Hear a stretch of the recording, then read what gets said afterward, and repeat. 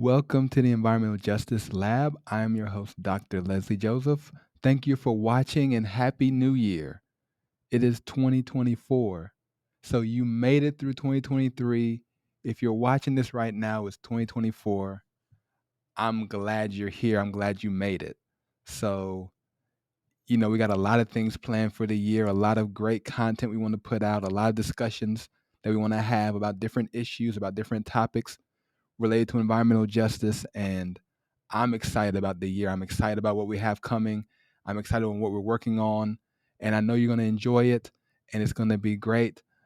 I just wanted to come and say hello real quick for the new year and give you a little sneak peek into what I'm doing right now. So, the first episode of the year is going to be about what I'm calling the language of justice, the language that we use when we talk about the fight for justice for people who are lacking justice in our society, in the world.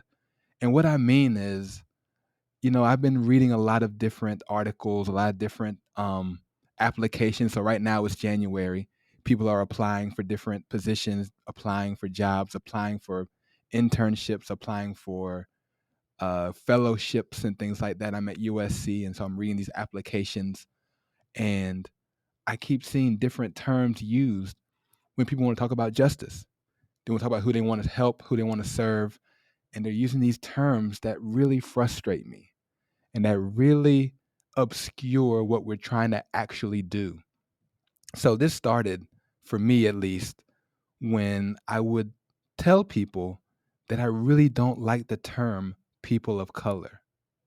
I don't like it. It's too broad, it's too ambiguous, and it doesn't really tell me anything about who you're talking about. When we say that we are looking for qualified people of color and we're trying to diversify, we're trying to increase the number or the type of people of color, and they just use the people of color term over and over again, I can't take it. I don't like it. And because of the term, you can get away with almost anything. So literally any person who believes that they are not white for whatever reason is a person of color now. And is that what we're trying to do? Is that what we're actually trying to accomplish? So, for instance, I'll read these applications, and they'll say, I want to help people of color. I want to mentor students of color. I want to serve in communities of color. What does that mean? I don't know what you're telling me. Like, if you're trying to tell me that there's a certain community that you want to help, then just tell me who that community is. Just be upfront and be honest about it. Don't hide behind the of color phrase. If you want to help people who are Native American, say Native American. If you want to help people who are Latinx, people who are Hispanic, people who are certain immigrant communities, just say those names. Just say them. Don't talk about communities of color, right? We're talking about justice here. Who is this justice for? Another term is things like minority. A minority community? I mean, depending on where you live, that could mean anything. I mean, there are parts of the South where white people are the minority. So are you talking about them? If you go to certain parts of our country, black people are in the majority. They're majority black cities. So are we talking about the other people who live there? I'm sure you're not. So just say who you're talking about. Just say it. Don't use these phrases and these words to try to obscure who needs the help, who's being marginalized, who's vulnerable, who needs justice in their communities, in their cities, in their states. Let's just say the words. Let's just say who the people are. Just say it. Don't hide, right? I mean, I'm reading another application, and this person wants to help underserved communities. What does that mean? How do you even identify an underserved community, an underserved population? You're not telling me anything. All you're saying is you want to help people who need help, which is fine, which is great. I appreciate it. The people who need the help will appreciate it also. But when I'm reading what you're writing, I don't know who you're talking about. And as a result, I have no interest in continuing to read it because I don't know who you're actually helping. And I've done this too, right? You get nervous, you get scared because you don't want to put the finger on who is being marginalized and who actually needs the help. So we create these terms. I've done it before. I like to use the phrase underrepresented minority. And so what that means is if you look at a certain picture of people, you look for the individuals who are not like the others. And you decide that you want to help those individuals. They're underrepresented in that area. And as a result, we need to do something to help them, whoever they are. Well, why not just say who they are? Underrepresented minority? If you look on a basketball team, you'll be helping out some white people. If you look at a football team, who's underrepresented? Like, we need to be honest about what we're talking about and who we're talking about. There's no shame in saying, I want to help a very particular community because I know they have been grossly mistreated due to racism, xenophobia, sexism, whatever it is. I want to help them and then say who they are. So if you live where I live in South Carolina, we have a large population of Black African American families, people who are struggling, who need help. They need more access to healthy food.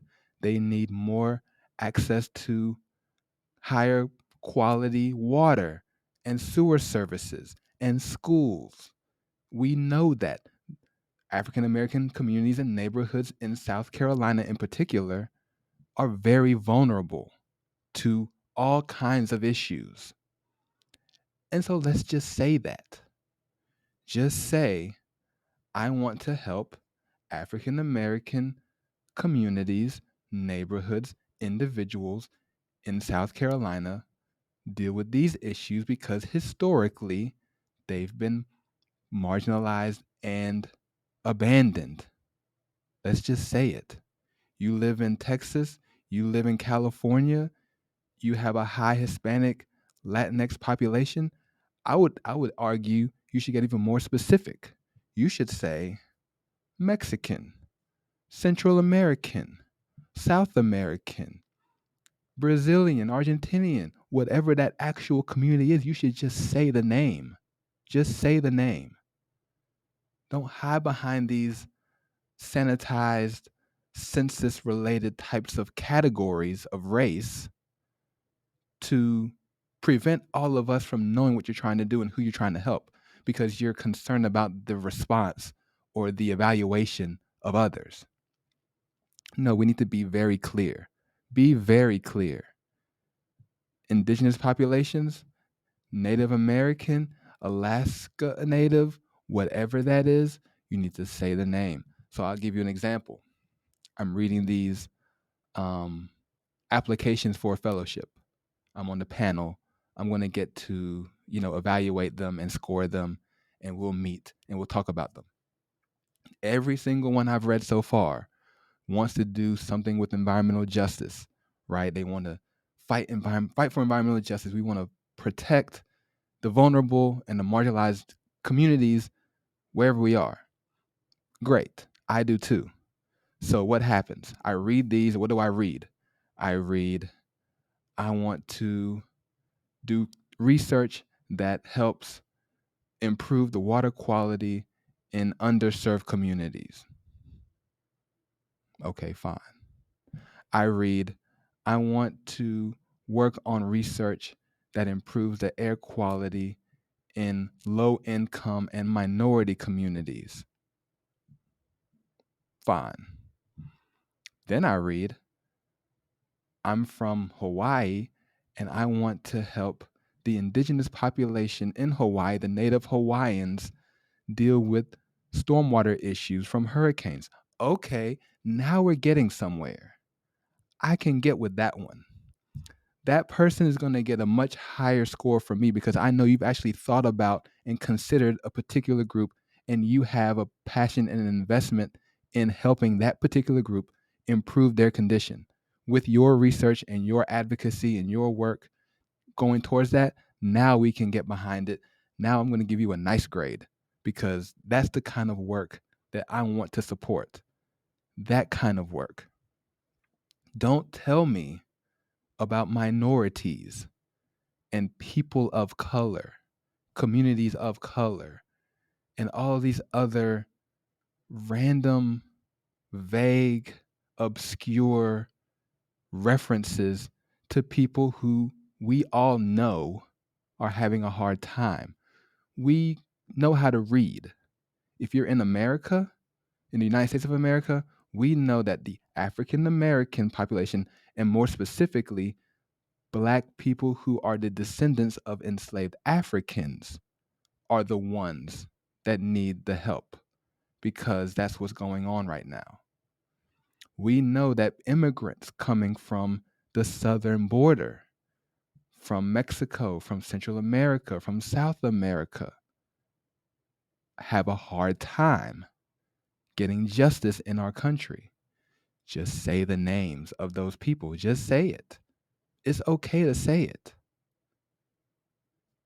When people from European nations are fleeing violence and conflicts and persecution and they come over here, we're not afraid to say those names. People from Poland, people from Romania, people from whenever the Soviet Union broke apart, when people are fleeing and coming, we are more than happy to share who those communities are. Italian immigrant communities and Polish communities and Czech communities. Like, we'll say those names and it's perfectly fine. We should. That's how it should work. And we should continue to say them no matter who they are if we know that they are marginalized, if they are vulnerable and they need help. We should say those. And there's nothing wrong with that. So don't feel the need to hide behind these phrases, these little clauses that we've created because we're afraid of some backlash from some establishment, from some institution, from certain individuals, even from people like me who are reviewing. Look, I want to know what you are actually going to do and who you actually care about. I'm not interested in you using these, I guess they're politically correct terms that you Googled so you could say things in a way that won't offend whoever you think might be offended. No, no. If you care about children, say children, not vulnerable populations. If you care about the elderly, say the elderly. If you care about African Americans that live near a river, say it. If it's a very particular community, in South Carolina, we have the Gullah community in the Low Country. We all love their culture. We all love their food. We love their music. We don't care too much more about how they're living, though. But if you cared about them, I'd want you to use that word, Gullah, Creole, African, African American, whatever that phrase is. you should use it. And you should be very clear about who it is that you're concerned about and who you're fighting on behalf of. They would appreciate it. Don't call them minorities. They have a name and a heritage. Don't call them underserved. They have a name and a heritage. Don't call them marginalized. That's a verb. Doesn't describe anything. You can be marginalized, but you're a person. Your community matters. So tell me who that community is. Tell me who you're trying to help. And hopefully I'll do the same thing. I won't get shy when I start writing, when I start speaking and presenting my work. I want to be able to say, this is who I'm doing this for. This is who I'm seeking to help with this research and with these articles and with this advocacy. That's who it is. So when you pull that census report up and you see percent white, percent black, percent Hispanic, percent Asian American, Pacific Islander, don't grab those other categories and lump them into a people of color stat to try to bolster whatever you're working on. Be specific and be clear so we all know who we're fighting for, who we are advocating for, because we're fighting for justice for very specific people and groups and places because they need it. This is not just a generalized call. This is hard work on the ground to make a difference in people's lives. So let's humanize those people by saying who they are, where they are, and what the issue is, and not just these broad. It happens all the time in the environmental kind of climate change world where we want to talk about vulnerable communities and developing nations and low income people of color. Don't do that. Just say who it is. If we're talking about countries in Asia, let's talk about those specific countries. Name them. Countries in Africa, name them. Countries in South America, name them. Who? Who is being impacted? Who is dealing with the issues? Who is vulnerable? Tell us who it is. Tell us who it is. Don't make up these terms. I don't need them. And we don't need them. And nobody is helped by you using them. If I walk around outside and I say I like to help minorities, well, who is that? I'm helping myself? Who am I helping? What am I doing? Why am I even doing it? Come on, we can do better than that. We can do much better. And I'm going to get into much more of it on the podcast, but I just had to say that because you know what? It's 2024. We don't have to continue with these terms and these phrases. We don't. We don't have to call the people we're trying to help women and people of color. Just say women. Say black women. Say Asian women.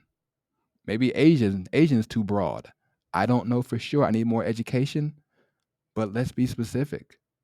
Because I'm sure that if I said I'm helping quote unquote Asian Americans, I would imagine that that's such a large group of people that it wouldn't actually tell anybody anything. So let's be specific. Dial down and think about what you're doing and who you're trying to help and who you care about. This goes for anybody, not just those of us who want to fight for justice and, equity and all those things.